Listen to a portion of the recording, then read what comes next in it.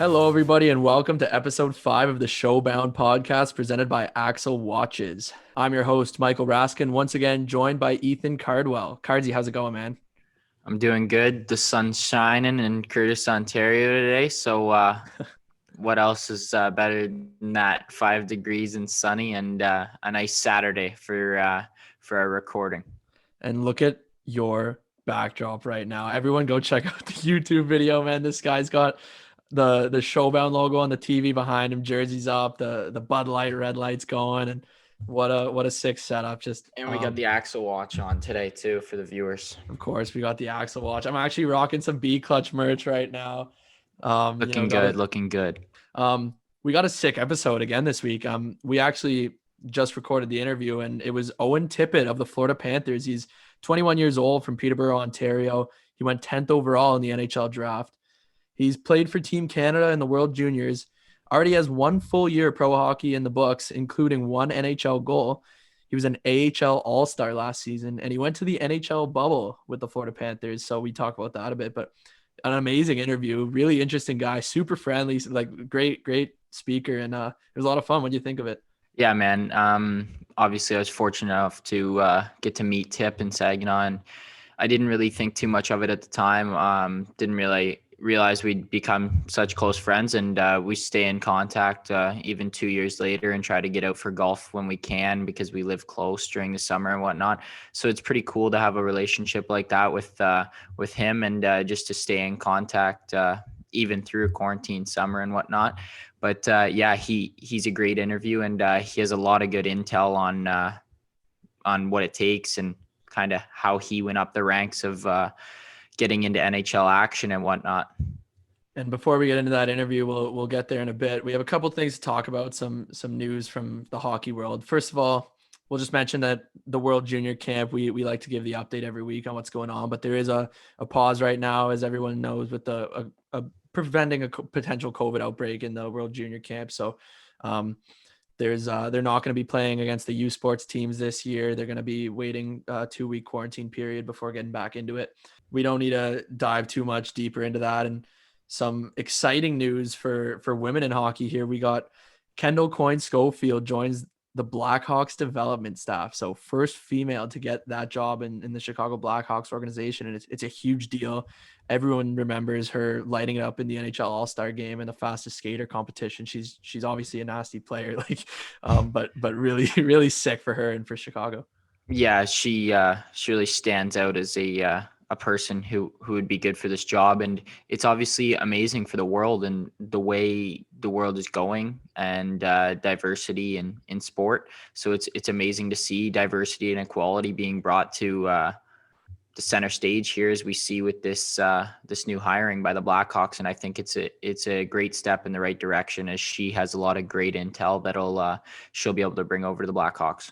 And what's good to see online, at least on Twitter, what I noticed is a lot of support among everybody, not just women. But in the past, where you've seen these things go both ways, where people get a lot of hate, like, oh, why are you hiring a woman for this job? Like, it seemed like everyone was very supportive of this, and I think that's awesome. Kind of the climate we're in now, where everyone can agree that there's no doubt she's going to be fantastic at this job with the career she's had as a player. So that's exciting. I got to get into a little tough one to talk about here now. Johnny Boychuk was forced to retire due to the eye injury he suffered last season. It was really upsetting. It was a scary one. If you remember it, Cardsy, do you remember how that went down? Yeah, I don't actually remember the full details, but obviously it was very severe, and it's tough to see such a great player retire like that. And kind of like Zooks, obviously we talked about his eye injury in the third episode, but eyes can be scary, and you just don't want to risk anything. So better safe than sorry. He's had a great career, and wish him all the best.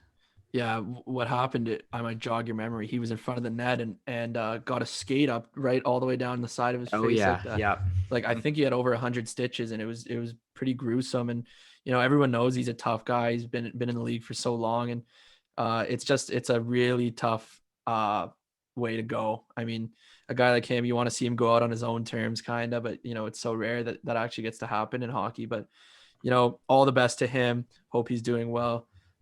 I've always enjoyed watching him growing up, but yeah, that's a tough one.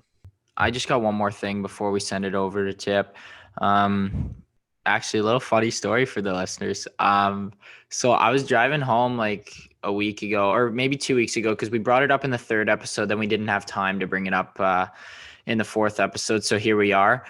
And I was driving home with my buddy, and we were kind of just talking about the podcast and whatnot, just brainstorming some ideas. So he looked up Rask on EP Elite Prospects, for those of you who don't know. And he goes, Rask's in the Fed and the Federal Hockey League. It's a professional hockey league in the States. So I was like, what? So then I call Rask and I'm like, dude, you're playing in the Fed this year?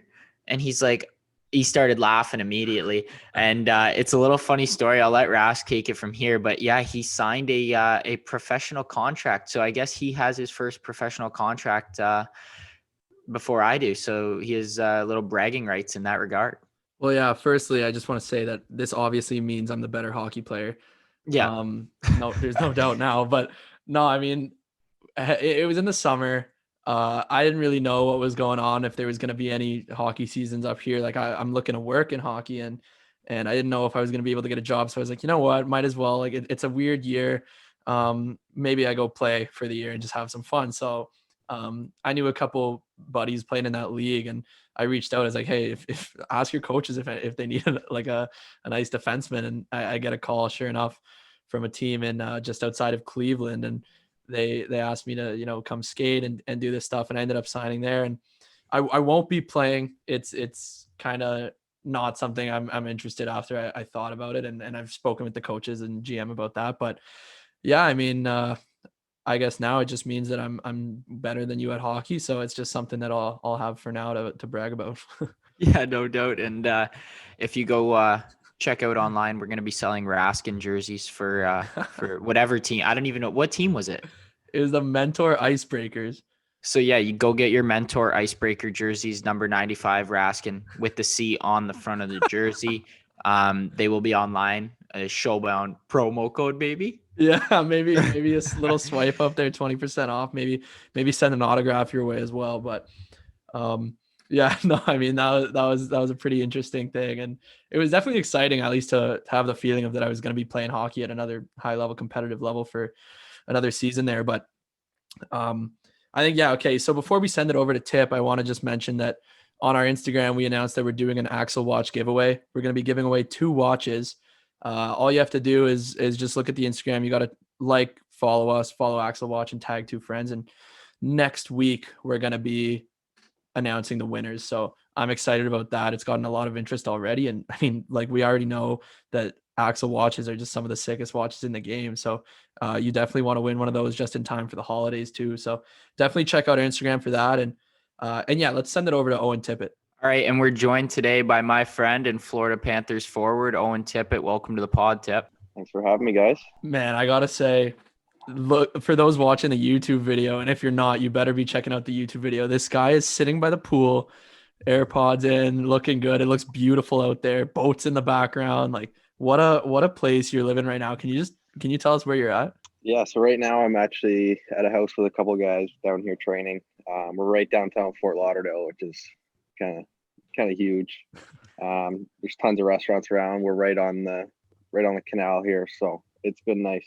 Okay, I got a question right away, and then we'll kind of go back towards the beginning of your junior career. But you were in the NHL bubble with the Panthers there. What was that bubble experience like for you? Like, how did you pass the time?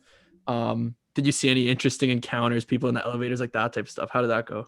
Yeah, I mean, obviously it was a great experience just to kind of be a part of it and say I was there. But I mean, honestly, nobody had any idea of what to expect going in. But once we got there, after the first 5 days, there was like a little 5-day period where we couldn't see any other teams and whatnot. But after the 5 days, it was pretty easy. I mean, we could go watch any other game we wanted to. Each team had their own little suite at the rink, and we could go watch whatever games, and we could go back and forth between hotel, and there was a shuttle that went around to each different site. So it was kind of nice after the 5 days. But I mean, obviously there was times where you're not doing anything on a day off or whatever it is, but no, you got bored, and sometimes there was longer days, but for the most part it was pretty good. I mean, obviously I give credit to the NHL for putting it on so fast and so well done. I mean, it was pretty tight security there, and the way they were able to plan out the ways to the rink and back was pretty incredible. Yeah, that's honestly just such a unique experience for you. It's pretty cool. Anytime I get a chance to talk to someone who was there, like it's an interesting thing for me to hear about. Just one more question about it, and then I'll move on. But as a guy who really doesn't have much NHL experience, you're not necessarily known by all the players. Do you kind of get those looks like who are you, like when you're walking around there? Yeah, I mean, sometimes, I mean, obviously, exactly who other guys are. I mean, you see guys like on the Leafs and other teams walking around that you know exactly who they are, and they're probably thinking like, who's this guy? Like, whatever. But no, I mean, obviously with Florida, you get that core group of guys that you've known from past training camps and stuff. So you don't feel out of place on the team at all. I mean, you feel comfortable. Everyone makes you feel right where you're supposed to be, and guys are really welcoming and stuff. So no, obviously, I mean, there's obviously other guys on teams that are like, who's this guy? But I know it's happening to not just me; it's happening to all the guys. So yeah, no, it's definitely weird for sure seeing guys knowing exactly who they are and then them not knowing you. Yeah, that's pretty cool. So I want to get back into your OHL stuff, and then we'll catch up to where you are now. But you were a high pick into the OHL draft. You were 4th overall to the Mississauga Steelheads, and I want to know. Obviously, you were always a top player. Kind of that minor midget season, everyone kind of knew you were going to be good. You were going to be a player in the league in your 16-year-old year. But did you know you were going to go 4th overall, or did you know Mississauga was going to take you? Like, how did that go for you? No, I had no idea. I mean, obviously, usually some teams give you indicators and whatnot, but no, I had no idea. I met with kind of every team that had a top 10 pick sort of thing that year. I mean, it was mostly just phone calls and you meet with a few teams, and honestly, I had no idea. Like Mississauga met with me and kind of said like, oh, we're in a tough situation. Like we already have McLeod on the team, his brother's coming up. So, I mean, it sounded like that was going to be their first pick, and then Flint grabbed him the pick before. So at that point, when Flint picked him at 3, I kind of knew I was hoping I would be the next one that Mississauga had on their list, but it just worked out. I mean, I was close to home, and then in training camp, I mean, I remember we made that big pick for Ryan. So Yeah, that's interesting. And then in your first season, point production wise, you weren't like a super high point scorer, which is fine. You were on an extremely talented team and first year guy. What was the adjustment like for you there? yeah, I think it's an adjustment anyone goes through. I mean, even Cards, you can attest. It's just that you go from playing against guys your age to playing against guys that are 4 and 5 years older than you at the time, and obviously the guys are going to be bigger, stronger, better skaters, bigger in the corner. So obviously it's just the adjustment stage of getting used to how you need to play your game at that level, sort of thing. So no, obviously after the first year, I remember coming back to camp my second year, just being like, okay, I feel way more confident. I know how to play in the league now, and yeah. Yeah, and your confidence definitely showed in your second year, where I'm gonna say this: 44 goals, 60 games, 75 points. But just I don't know, man. You were just putting the puck in the net all the time. Did you do anything that off season that prepared you more, or anything like that? Not really. No, I do remember though, at the start of the year, I went like 6 or 7 games without scoring, without a point, whatever. And my coach pulled me and he's like, it's going to happen. Like, you're going to go on these droughts, whatever. He's like, just start shooting everything. He's like, that's what I expect. Like, anywhere you can, just throw it on net. It'll catch the goalie off guard. And then I think the next like 11 games, I at least had a point or at least a goal. And then from there on, I just kind of took it and ran with it. I mean, obviously your confidence goes through the roof when you're putting numbers up like that. And no, it just helped. I mean, that year was pretty good too. I was fortunate to play with the same line mates the whole year. So it worked out. We had good chemistry and we knew exactly where each other were. Yeah, and it makes it a lot easier to put pucks in the net when you got the hardest shot in the OHL. So quickest release guy just walks in, snappers from everywhere, just boom, boom, boom, all in the net. It doesn't hurt for sure. And then that same second year that you were dominating, you guys went on a deep playoff run all the way to the OHL finals, where you also contributed big time, 19 points in 20 playoff games there. How does that playoff run kind of prepare you for the future? What kinds of things do you learn along a long run like that? And just how did it go? What was the championship series like for you? Yeah, I mean, obviously when you go on a run like that, it gets you prepared for the future on just knowing how how much of a toll it takes on your body to go that deep in the season, and you know that you're going to have such a short off season. So you just have to be, honestly, it sounds so cliche, but just make sure your body's ready and healthy to go for each game. And I mean, rest is the biggest thing. Our coach was really good on, if we had a game late night and it went late or went in overtime or whatever it is, we'd have the next day off, just come in, work out, kind of feel good, but we wouldn't do a hard practice or anything. So I mean, obviously it's going to help you in the future because you have that memory and that what your body's going to go through going on a deep playoff run. So obviously it's going to help. But no, it was awesome. I mean, obviously when we kind of stacked up at the deadline, just made some key improvements. And like I said, I played with the same line mates all year, and it helped again in the playoffs. It was just, we knew exactly where it was. It wasn't that adjustment stage of kind of feeling each other out. We already knew where guys were going to be, and I think it helped us. I was at a bunch of those. I was telling Tip before the interview for the listeners to hear. I was at a bunch of those OHL finals games. It was against the Erie Otters. My buddy Jordan Sandberg was on Erie, and I was supporting him going to Erie, going to Mississauga, catching all those games. And that was the first time I think I've seen Tippett play in the OHL, as far as I can remember anyway. And he was dominating in the series, like just all over the puck, going end to end. It was really cool for me to see. And that was your draft year. And you ended up going 10th overall not too long after that championship series to the Florida Panthers. Did you have a lot of contact with Florida? Like, did you know that's where you could end up? And how did you feel going 10th overall? Was that right around where you thought? No, honestly, I think the only time I met with Florida, I met quickly with them at the combine, and then I met with them the morning of the draft. And I think that was kind of where I had more of an idea of, okay, if I was there, they were going to take me. But honestly, with something like that, you just kind of have to have no expectations, go into it. Anything can happen. You see in past years, guys that are supposed to go 5th overall don't go until the 2nd, 3rd round. So it's just, I think having that mindset of no expectations really helped me because I didn't get too high, too low. And I mean, when teams went by that I thought I was going to or thought I should have gone to, and whatever, it didn't really bother me just because I just went into it with an open mind and went with it. Was that the year you started the first 7 games or so, or 5 or something in the NHL? That Yeah, following so year? right out of camp, yeah. Okay. I have so many questions about this, but I guess firstly, did you think you could make the team that year? I think after I got drafted, when I had a meeting, I kind of, as everyone does, look up and down the roster and see what they had. And I mean, obviously you want to go into camp making a good first impression. And I think once I was there, I was starting to feel more and more comfortable every day. And I don't think it was until, cuts started happening and less guys were at camp. And, but no, I think once you see guys that are there kind of come up to you and make you feel more comfortable, they might have a sense of what's going to happen. And you kind of feed off that. But I mean, obviously, like I said, I just went into an open mind and wanted to make the best first impression as I could. And I was fortunate to play 7 games right off the bat.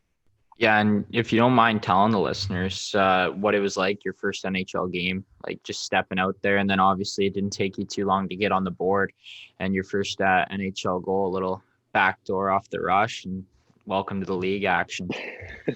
Yeah, so I remember it.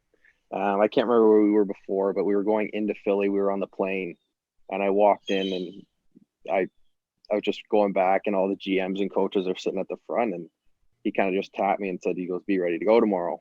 So that's when I was able to text, friends and family, just let them know. And I was lucky enough to have some people at the game. And like I said before, even with the OHL, there's that adjustment stage, but you kind of have a more of a feel for it because it's not that different of a game. And you're used to playing against older guys. But I think it's just a wow factor of you growing up watching the NHL the whole time. And then when you're finally there, it's just kind of, you got to take a deep breath and take it all in. But I think after the first or second shift, I was kind of feeling more and more comfortable. And like you said, I think it was my 7th game. I ended up scoring against Anaheim.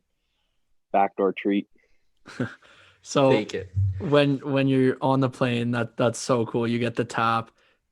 Obviously, you text your friends, like you said, but what's going through your brain? Is your heart racing? Are you nervous? Are you excited? Like, where's your head at after that?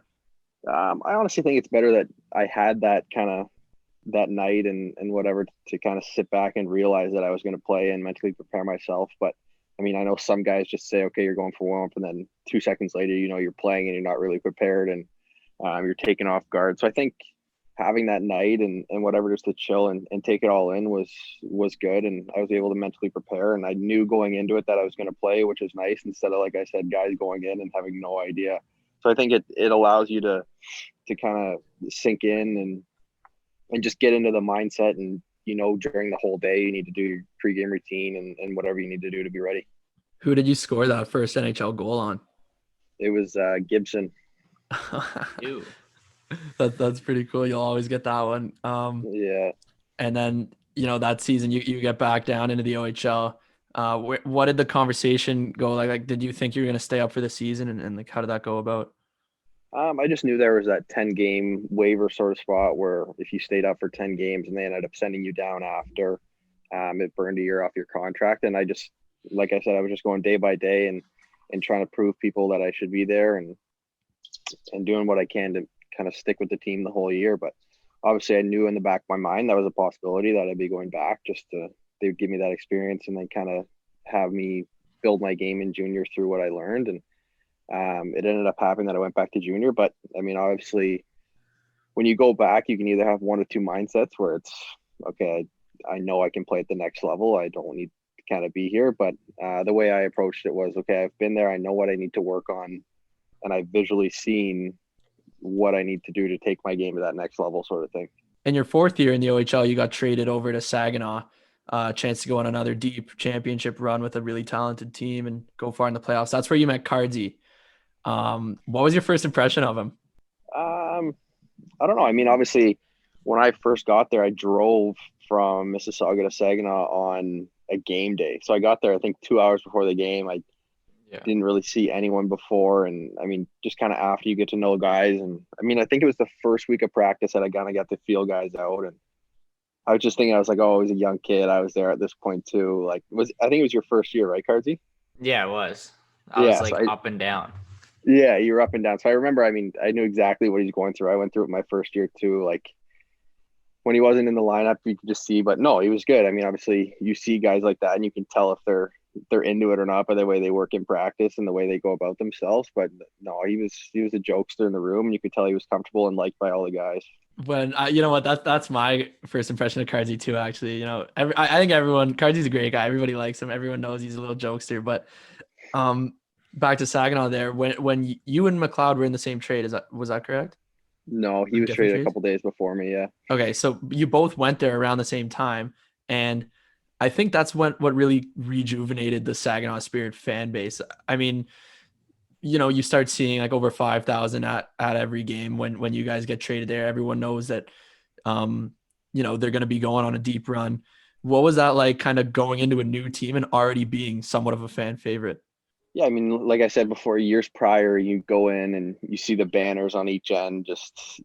You don't know until you're actually in Saginaw, whether it's because they just don't have the fan base or they need it for sponsors or whatever it is. So going in, I mean, the first game, I drove there, played right away, and the banners were up. And then I think we played the next night, and you see people running around during warmups, ripping banners off, and you just hear after that the walk-in crowd was crazy, and they had no space except for the one where the banners were and stuff. So, I mean, going right into it and kind of not knowing the hype is about you, but just knowing the hype around the team and how the fans believe the year's going to go, it's a good feeling. I mean, obviously being traded can be tough and whatever it is, but no, knowing that the kind of fans were behind you, it helped for sure.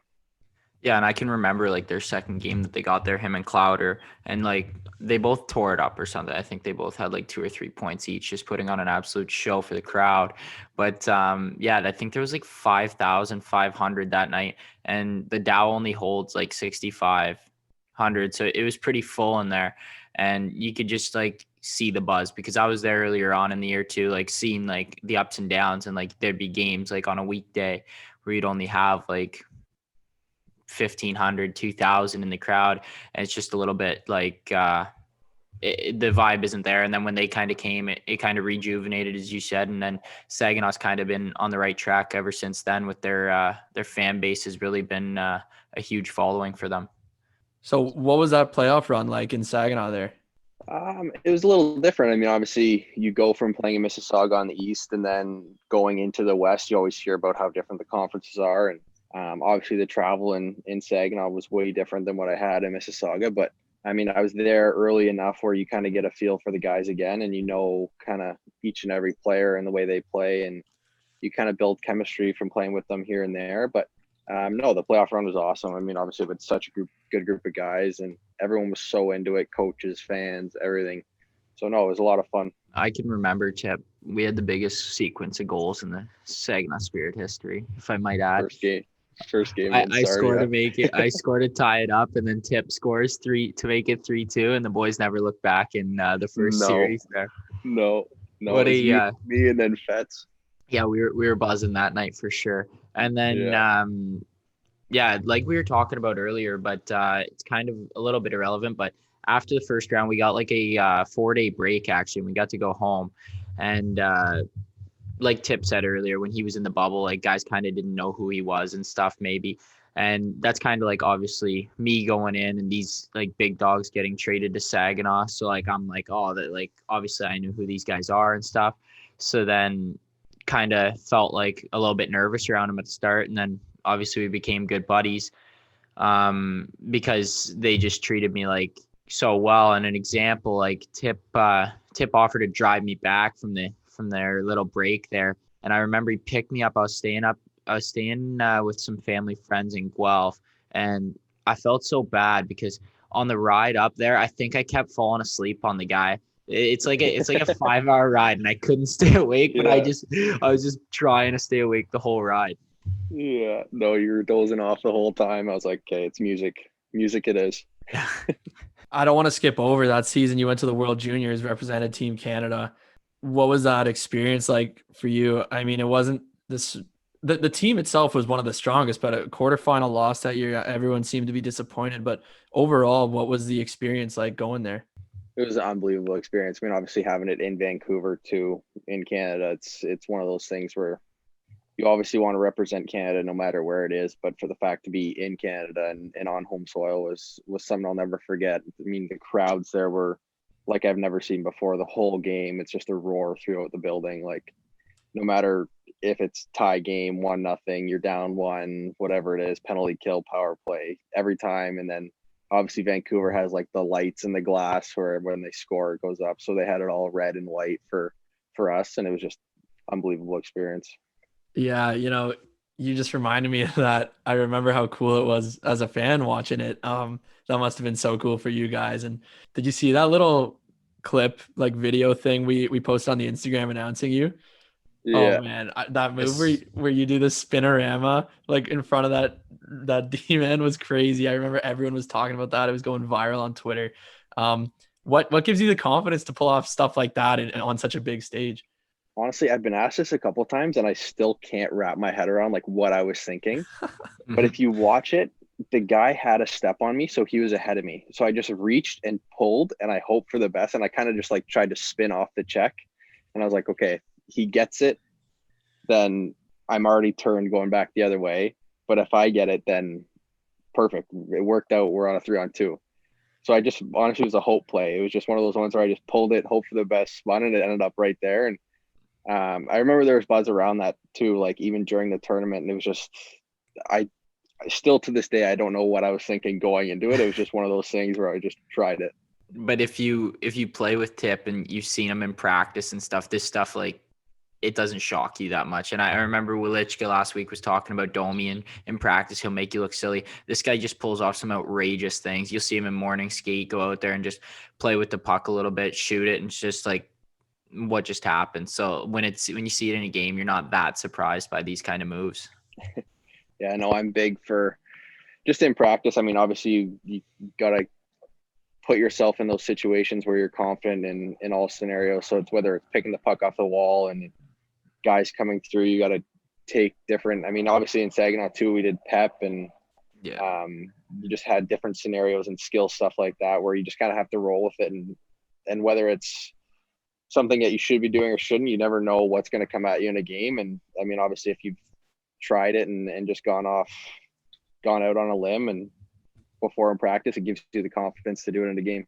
In your last season, most recently, you were in the AHL for the year, first full season pro, and you were almost a point per game, AHL All-Star.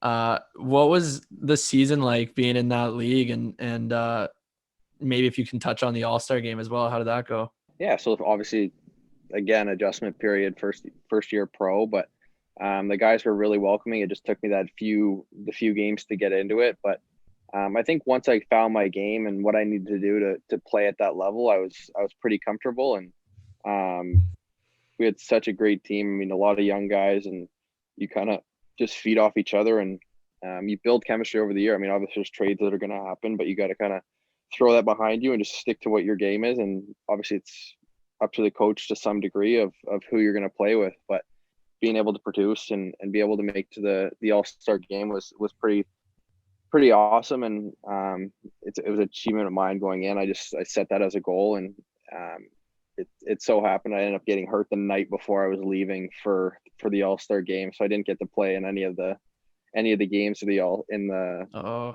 skills competition, but it was still an amazing experience to go and be a part of it. And for the listeners here, I don't know if you got to do it in the show or whatnot, but first year pro, obviously it's a little bit of a step up from our paychecks in the OHL. So we'll get to some big purchases next, because I know you like to ball out a little bit, but how about rookie dinner? Was there a rookie dinner, and how much was the bill if you had to soak it? Yeah, we had a rookie dinner / rookie party. It wasn't so much of a party just because it was during the week, but we were in Charlotte and we just went to this nice steakhouse. There was I think there was 8 or 9 rookies that were there, so we all split it, and I think it ended up being like 1,000, 1,500 each. No, man, that's brutal. Which is nothing compared to what I've heard in the NHL. Well, you're gonna have to do that next year, I bet. I know, but no, it wasn't too much. We had a dinner, and then I think they split us up, and we had to tell a joke, and we had to do a skit. There was 2 groups. Each of us had to do a skit, and then there was just it was kind of like rapid fire questions that you had to do, where they walk around with a tray of like mixed shots with water and whatever, and you just, if you answer a question wrong or whatever, you gotta pick one. But no, it wasn't too bad. It was, if anything, it's a team builder. You just gotta kind of roll with it, and guys are gonna either like you or hate you already, so it doesn't even matter. Yeah, it sounds like a lot of fun though, eh? And then let's go to, obviously you got a sick car, some nice clothing. So what would you say your biggest purchases since you signed that NHL contract, and then you've been making some dough? I would say my car. I mean, obviously it's something that you work for ever since you're a little kid. So just to be able to kind of say my car, and I'm paying the payments and everything, it's an achievement of mine. And it's something I obviously never had when I was a kid. And for me to be able to kind of buy myself a car, it was just kind of my way of saying like, treat yourself sort of thing. So I would say the biggest is the car. It's a Mercedes. Okay. Yeah, it's not slow, just for the record. And then also I have a funny story that I wasn't there, but it was you, Fetz, and Reegs, and you might be able to tell the story better. But when you guys went to what's it called, Somerset, or the mall, yeah. And you want to just quick, like, remember when Reegs bought the tie just to buy something when you guys went? Yeah, so it's one of those outlet malls where all the stores are high end, and I think Fetz wanted to go because he wanted a pair of Gucci shoes, I think it was. Yeah, he did. Yeah, it was Gucci. So he went, and I knew I had an eye on a Louis V backpack. So we went and got Fetz his shoes, and then I went into Louis Vuitton, not kind of set on anything, but just looking. They ended up having the one I wanted, so I ended up buying it. And then we were with Reegs, and he's like, well, I feel like I should buy something. So we kind of just looked around. We're like, dude, you don't have to buy anything. Like, Fetz had his eye on his shoes. I had the eye on my backpack or whatever it was. So I think we were on our way out, and we were in Burberry. And Reegs is like, oh, I'll just buy a tie. So he gets a Burberry tie, and I think he wore it for every game the rest of the year. Like, yeah, bro. I remember him coming in because like everyone's like, oh, Fat's like 6 shoes, like Tip, that backpack's dirty. And then Reegs is running around the rink. He's like, bro, you see my new tie? You see my new tie? Yeah, So that was hilarious. it was kind of just subtle though. I think Fetz wore shoes the next day at practice or whatever. And then I brought my backpack on the road for our next road trip. Yeah. And then he was running around. He's like, "Hey, you see my new tie, man?" But, no, it was good. That was classic. Before we keep going, I just want to go back to Springfield there. You played with one of my buddies from high school, Johnny Ang. And Yeah, you got any funny things on Ang? That guy's a character. Anger. There's tons of things we could. Have you heard his Go draft into. story, by the way? No, I haven't. Okay. But no, I knew him a little bit going in. I mean, obviously he played on Peterborough and Sarnia, so I played against them and kind of knew him just from years prior. So you automatically have that connection going in. But no, you can attest to he's just a jokester. He goes with it too. He doesn't really care what people think. And no, he's a good guy. I really like him. I think Cardsy and I got to reach out and maybe have him on to tell this story, but you got to ask him about his draft story. He missed his draft. Basically, he was in the washroom and missed getting his name called. And when he ran out, his parents had to find him and stuff like that and let him know, but it's fine. I'll let him say it at some point. But it's just that's a brutal one to miss your only chance at that. Yeah. So I see you have that full sleeve on your left arm there, tattoos. When did you get that? Was that after the draft and something you spent more of your money on? Yeah, so I got it last year. I had some of it. I had half of it done when I was in Saginaw, and then last year when I got hurt, I was just so bored, and I already had it started. And there was actually a tattoo place right next to where I was living, so I just went in to see, like, whenever you get a tattoo, you want to make sure the guy's a good artist or whatever it is. So I went in, and it's all family based, so it just goes back to all my family and what it is. I mean, I'm a big believer on don't get anything you're going to regret in the future. So. Yeah, and I remember I was always asking him, in SAG, I'd joke with him. I'd be like, you want to get a picture of me on your arm? Just add it to the sleeve. Yeah. Maybe the Showbound logo next. Yeah, exactly. But then, man, Tip, because we were golfing this summer, and Tip got actually got his my number on his leg too. So I was pretty honored to have my number on his leg. I couldn't settle for the face, so I just got Card's number. Yeah. What a guy. Cards. I was gonna ask. You know what would look really good on that sleeve on Tip? Do you know, or should I say it? No clue. Tell me. I think an Axel watch would look fantastic on his wrist there. And I think for Tip, for you coming on, we're gonna actually send you an Axel watch. I know you took a look at the website already. They have some sweet stuff, a lot of good watches, and Jason Guy designs them and makes them. He's a mechanical engineer, and he's a former OHLer as well. So in the hockey industry, and it's awesome like seeing hockey guys supporting each other. But we're gonna send you an Axel watch down to your beautiful home there in Fort Lauderdale. Oh, thanks, guys. And I think it would be a perfect addition to the sleeve. Yeah, it'll probably look pretty good. Black. I think I picked the black one too, so yeah, it'll fit in well. Black on black will look sweet, and no doubt Axel Watch is best watch company going right now, and I got mine on right now for the YouTube listeners, looking sharp, of course, and want to look good going into the rink and just going out for casual dining and whatnot. So Axel's the best choice for that. Last question I really have here, Tip, for you. What do you do? Like, how do you spend your time in the off seasons? Yeah, so in the off season, I'm in Toronto working out. I've been at the same gym, Matt Nickel, for 6 years. I don't think I'll ever change. I mean, he's helped me so much during my career, and then during skates, at the start of the summer, it's kind of on your own, but during the end, all the guys at the gym all skate together, and picked up golf a couple of years ago. Cards has been helping me quite a bit, but no, I've just that's my time to kind of hang out. So after I'm done at the gym in the morning, I figure out something to do with my day, whether it's golf or hang out, or whether I have a skate that day or whatnot. Yeah, and Tipper just got into golf, obviously a big, powerful guy, so this guy can bomb the ball. He can hit it pretty far, and obviously he's coming a long way. But actually, I have a funny little story about me and Tipper went golfing. So I think I brought him out to Oshawa at my home club, and he said, listen, like, my buddy wants to play today. Any chance we could get him in? And we only had a threesome at the time, so I'm like, yeah, absolutely, let's get him in. So his name was Griffin, and he came out with us, and he wasn't playing very good on the front. I remember he was kind of getting a little bit angry with himself, and then we step up to the back nine, and this guy cranks a drive. He puts it right on the green, I'm pretty sure, on 10. It rolls up and like hits a guy in the foot. And they're like, thanks for yelling for or something. And he's like, and I go up to the guy. I'm like, listen, man, like he didn't play very good in the front, like whatever. Just like, let it go. So then we go You're to on the number green. You think you're good to go. Like, yeah, like, and then the guy just hits the drive of like a lifetime, just an absolute bomb.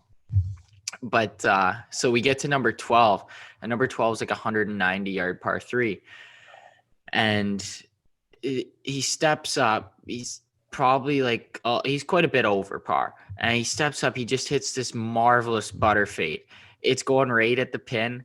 One hop in the cup, hole in one. So like we're losing it on the tee. This is the first hole in one I've ever seen. Like Wow. actually it was my witnessed. first too.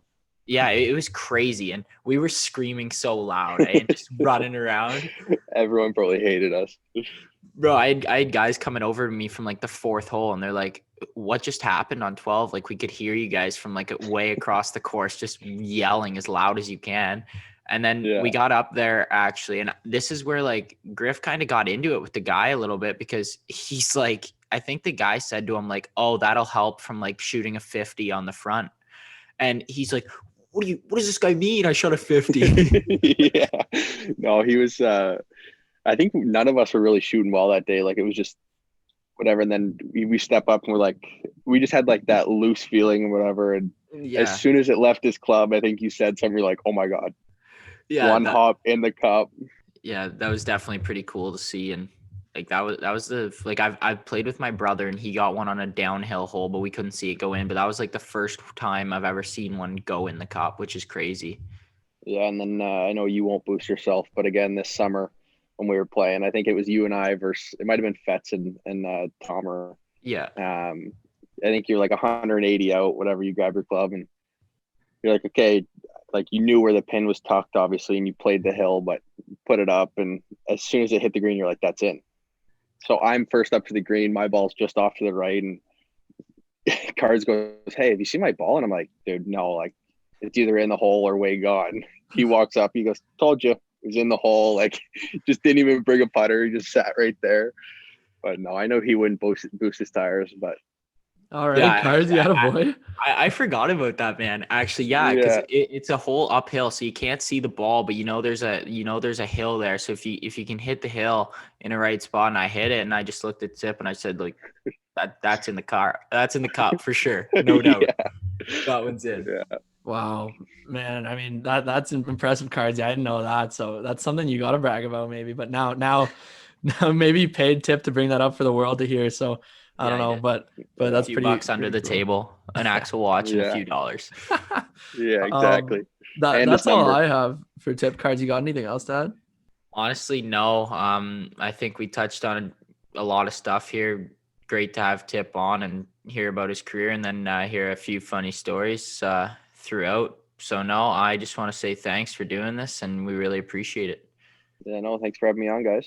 What a great interview that was. I want to thank Tip for doing that. And Cards, he's your friend. What do you think of that interview, man? Yeah, it was a good one. Obviously, he's a prominent guest and going to be a big factor in the NHL for years to come. So pretty cool to get him on the pod and catch up with him and see how he's doing. So we got a bit of news to get to here. It's Tuesday night now. We recorded the first part of the podcast on Saturday. So in between then and now, there's been some excitement down in the NCAA. Sarah Fuller, first woman to compete for a Power 5 football team. She's a kicker for Vanderbilt, and she played the other night. And I just saw on Instagram that she's going to be in the lineup for the next game as well. So super exciting. We talked earlier in the episode with women in sport becoming more prominent and out there. And this is a huge one, man. This is a really big moment. So it's exciting. Yeah, it's pretty cool. I actually watched a bit of the game, saw her kick. It's awesome to see women taking strides in all sport, and especially in football, such a contact sport. It's pretty cool that she could get in and take action, and then hopefully go from there and be able to contribute even more next week, and hopefully lead Vanderbilt to their first win of the year. So as usual, we're going to get into the Bachelorette. we just finished watching it. But before we do, I just want to mention, if you're looking to build your brand, or whether it's your own personal brand or a company, clothing line, whatever it may be, Arctic Logos is the place to check out. They work with a ton of NHL stars. You can look at their Insta at Arctic, ARKTYC, or arctic.com. You can choose anything you want. He'll make you a custom logo. This guy's phenomenal. He's been doing some work with us. And if you want to get your own custom logo, again, for whether it's your personal brand or a business, he is really good at what he does. So I recommend, follow him on Instagram, send him a DM, or fill out the form on the website. Definitely going to help you out and hopefully, help grow your brand. I know there's a lot of people reaching out to us on how we started. So it all starts with a logo. I mean, so maybe go talk to him and figure something out there. But Cardi, let's talk about the Bachelorette. Before we get into too much, I want to say, obviously, the Bennett and Noah drama dominated the episode. But, before we break it down, who do you think of the two of them is going to go home? Bennett. I'm going to say Bennett just because, like, how cocky he's being, like, even in front of Tayshia. I was losing it today, man. Like, I was pretty pissed when they cut the episode. I wanted to see who was going home. But I think Bennett's going to go home. He's being a snob now. It's a bit over the top. Like, and I kind of like Noah's antics. I think I said it before. I kind of enjoy it. So I wouldn't mind seeing him stick around for a little longer. Okay, so You? I'm the opposite of you in the sense that I don't like Noah and I like Bennett, man. I think he's adding such a good element to the show. Like, he's funny.